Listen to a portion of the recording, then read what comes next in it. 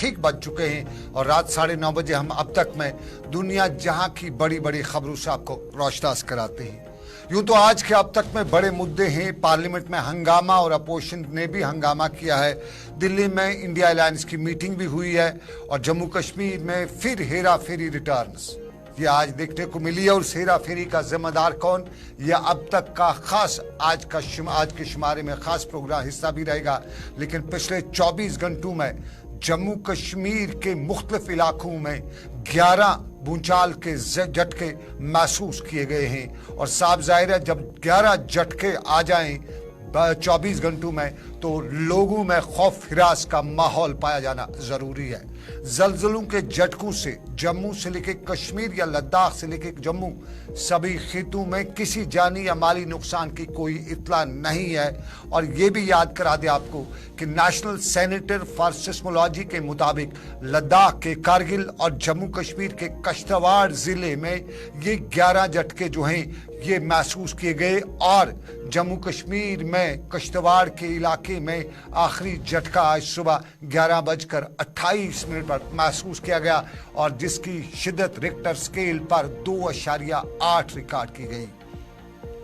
जम्मू कश्मीर के हवाले से 10 साल कबल नेशनल डिजास्टर मैनेजमेंट अथॉरिटी की तरफ से आदाद शुमार जारी किए गए थे और उन आदाद शुमार में हिंदुस्तान में तबाहकुन जलजलों का सबसे ज्यादा खतरा जम्मू कश्मीर के शहर श्रीनगर और आसाम के शहर गुवाहाटी को करार दिया गया था। और तब मरकजी सरकार के इस इदारे की तरफ से जारी फहरिस्त में हिंदुस्तान के 38 शहरों की निशानदेही की गई थी जहां तबाहकुन जलजलों का खतरा दरपेश है। तहम इस फहरिस्त में श्रीनगर और गुवाहाटी सबसे टॉप पे रहे थे और इन दोनों शहरों में सिस्मोलॉजी डिपार्टमेंट ने बताया था कि शदीद तरीन जलजले का खतरा है। दिल्ली को भी इस खाते में दर्ज तो रखा गया था लेकिन आपको बताते चलें रिक्टर स्केल पर कल शाम 5:05 पर शिद्दत का पहला झटका और ये दोपहर 3:48 पर महसूस किया गया। तब इसकी सिस्मोलॉजी डिपार्टमेंट या जो जलजलों को मापने वाला महकमा है उन्होंने इसकी गहराई 10 किलोमीटर जमीन के नीचे बताई थी। और फिर दूसरा झटका 4:01 पर आया जिसकी रेक्टर स्केल पर रफ्तार 3.8 थी। ये कारगिल के इलाके में महसूस की गई। और फिर तीसरा झटका जम्मू कश्मीर के कश्तवाड़ के इलाके में आया और ये शाम 4:01 पर महसूस किया गया और इसकी रफ्तार तब या रेक्टर स्केल पर इसकी शिद्दत जो थी वो 4.8 दर्ज की गई। गहराई भी जमीन से 10 किलोमीटर नीचे ही बताई गई। और फिर शाम को 4:16 पर तीसरा जलजला महसूस किया गया। ये चौथा था और रेक्टर स्केल पर इस जलजले की शिद्दत 3.6 महसूस की गई। 4:44 पर कल शाम को ही 3.4 का छठा जलजला महसूस किया गया और इसकी भी गहराई 10 किलोमीटर ही बताई गई। कश्तवाड़ में रात 9:13 पर और उसके फौरन बाद 9:36 पर 2 जलजले आए और ये तादाद बढ़ती ही गई और 3.1 और 3.4 की रिक्टर स्केल पर इन दोनों जलजलों की बिलतरतीब जो रिकॉर्ड है वो माप किया गया। अभी इस जलजलों से कल रात को बहस जारी थी कि आज सुबह एक और झटका जिसकी शिद्दत 3 बताई गई 3:57 पर सुबह महसूस किया गया और ये कारगिल में था। सुबह 10:31 पर एक और जलजला महसूस किया गया और इसकी शिद्दत 3.4 दर्ज की गई और ये भी कारगिल में आया और ज़ेर ज़मीन गहराई इसकी 10 किलोमीटर थी। और फिर दूसरा झटका आज सुबह 11:18 पर कश्तवाड़ में महसूस किया गया। 2.9 इसकी रेक्टर स्केल पर रफ्तार मापी गई। और फिर 11वां झटका आज सुबह 11:28 पर 2.8 की रफ्तार का महसूस किया गया। कुल मिला के 24 घंटों में 11 झटके और ये 11 झटके जो हैं इन्होंने हिला के ना सही लेकिन डरा के रखा हुआ है जम्मू कश्मीर की आबादी को, जम्मू कश्मीर की इंतजामिया को भी इसमें डरना पड़ेगा। थोड़ा सा आपको याद दिलाते चलें ये तस्वीर जो हैं ये चाइना की तस्वीर है और चाइना में आज सुबह करीबन 3 बजे यानी कारगिल से थोड़ा सा दूर उस पार बॉर्डर के उस पार जो 2 झटके महसूस हुए हैं उन झटकों में 200 के करीब लोगों के मारे जाने की खबरें पहुंच रही हैं और चीन में झटका आया है। पाकिस्तान में भी आज सुबह सुबह एक जो भूचाल का झटका वो महसूस किया गया है। कुल मिला के ये 3 ममालिक, हिंदुस्तान, पाकिस्तान और चाइना, इन 3 में पिछले 24 घंटों के दौरान जलजलों के झटके महसूस तो किए गए हैं, लेकिन जानी और माली नुकसान की खबर चीन से आ रही है, जहां के 2 सूबे हैं जहां पे रेड अलर्ट जारी किया गया है। ये एक कुदरती कहर तूफान, लेकिन एक और तूफान भी है दुनिया में और उसे हम कोविड कहते हैं।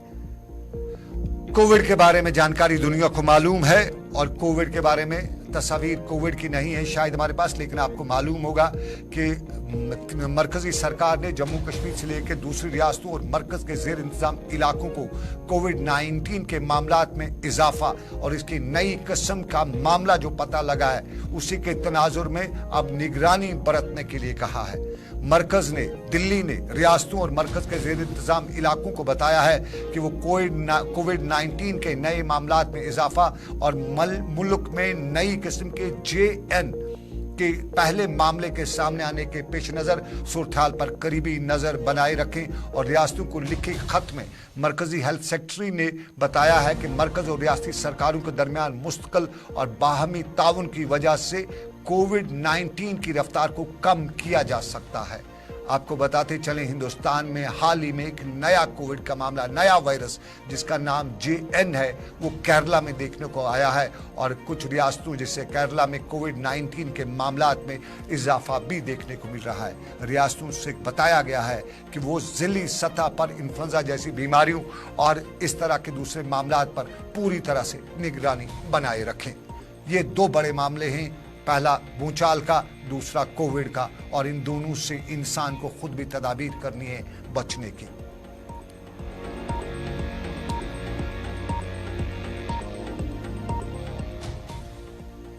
और चलिए नाज़रीन, अब सियासत के गलियारों में बड़ा मामला और सियासत के गलियारों में हंगामा आराई दिल्ली के बड़े ऐवानों में सुनाई, दिखाई और समझाई नजर आ रही है।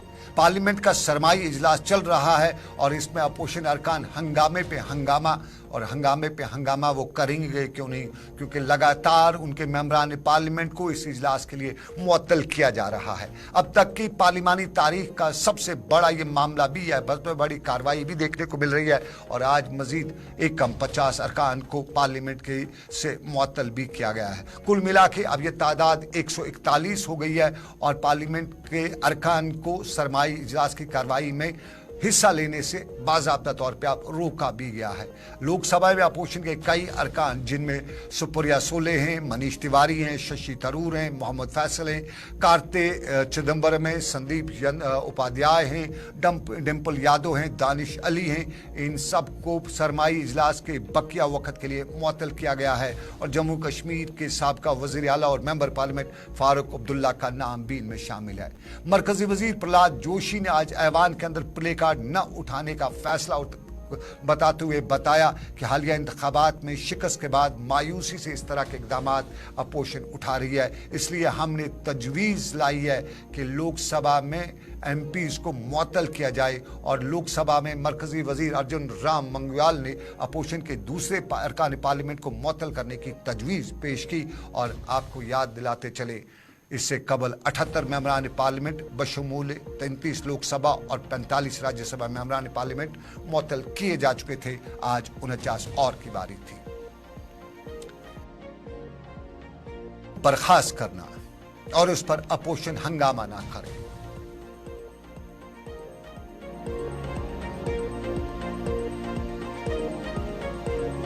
और मेंबरान पार्लियामेंट की मुअत्तली के बाद अपोजिशन अरकान पार्लियामेंट ने पार्लियामेंट के अहाते में आज गांधी के मुजस्मे के सामने एहतजाज किया। आज के एहतजाज में मल्लिकार्जुन खड़गे जो कांग्रेस के सदर हैं, सोनिया गांधी, राहुल गांधी और दूसरे अरकान जिनमें शरद पवार भी शामिल रहे। और इस मौके पर कांग्रेस सदर मल्लिकार्जुन खड़गे ने इल्जामात आयद करते हुए बताया कि वज़ीर-ए-आज़म नरेंद्र मोदी और वज़ीर दाखिला अमित शाह ने ऐवान के वकार की तौहीन की है। संगीन सिक्योरिटी की कोताही के बावजूद वो पार्लियामेंट में आकर कोई बयान नहीं दे रहे हैं और ये तारीख में पहली बार हुआ है कि अरकान पार्लियामेंट को मुअत्तल किया गया है। बकौल खड़के ये जमहूरियत की धज्जियां उड़ाना है और ऐवान के वकार को ठेस पहुंची है।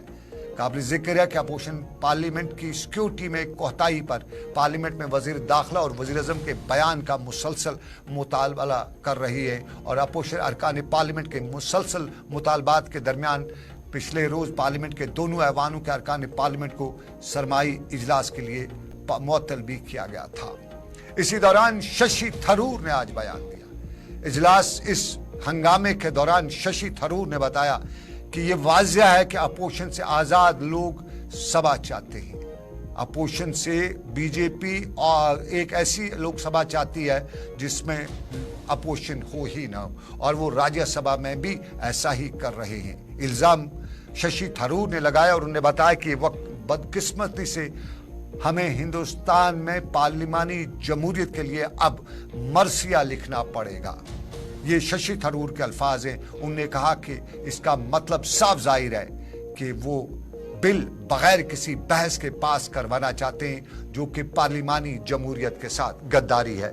जरा शशि थरूर को सुनते हैं। फारूक अब्दुल्ला ने भी इसमें बयान दिया है। So they've suspended another 42 people today.